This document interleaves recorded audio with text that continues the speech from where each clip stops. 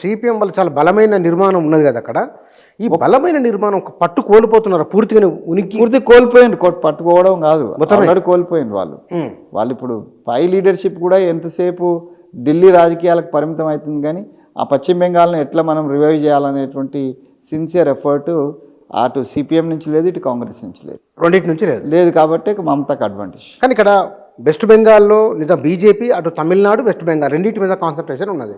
తమిళనాడు గురించి పదే పదే మాట్లాడుతున్నారు, అమిత్ షా నరేంద్ర మోదీ ఇద్దరు మాట్లాడుతున్నారు. మీరు తమిళనాడు కూడా ఇన్ఛార్జి, అక్కడ ద్రవిడవాదము ఇప్పటికి బలంగా వినబడుతున్నది. నిజంగానే ఆ వాటిని తట్టుకొని బీజేపీ కాంగ్రెస్ నిలబడగలవా? అదైతే అంత సులువైనటువంటి పని కాదు.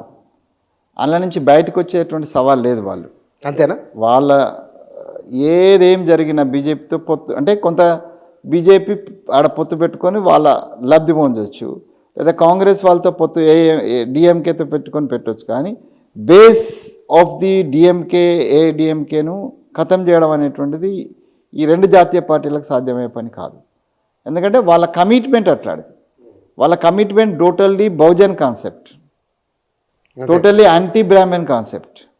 ఒక్కసారి బీజేపీ వస్తుందనంటే ఒక స్టేజ్కి వచ్చి 2%, 3% కొంత ఏంటంటే అప్పర్ మిడిల్ క్లాస్ కొంత అట్రాక్ట్ అయ్యి, ఎడ్యుకేటెడ్ కొంత అట్రాక్ట్ అయ్యి అట్లా కొంత ఓట్ పెరుగుతుంది. కానీ మాసెస్లో బీజేపీ పోవడానికి అవకాశం లేదు. ఇంకా కాంగ్రెస్కి అవకాశం ఉంటుంది, కానీ బీజేపీకి మాసెస్లో పోయే అవకాశం కనిపిస్తలేదు.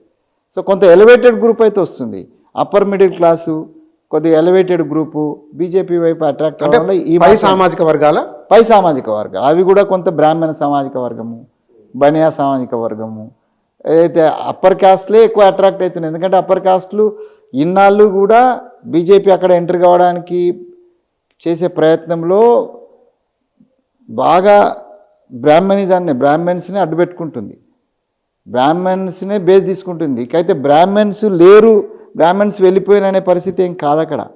వాస్తవంగా ఏం జరిగిందంటే ద్రవిడ ఉద్యమం అంతా కూడా బ్రాహ్మణ్ వ్యతిరేక ఉద్యమం, హిందీ వ్యతిరేక ఉద్యమం.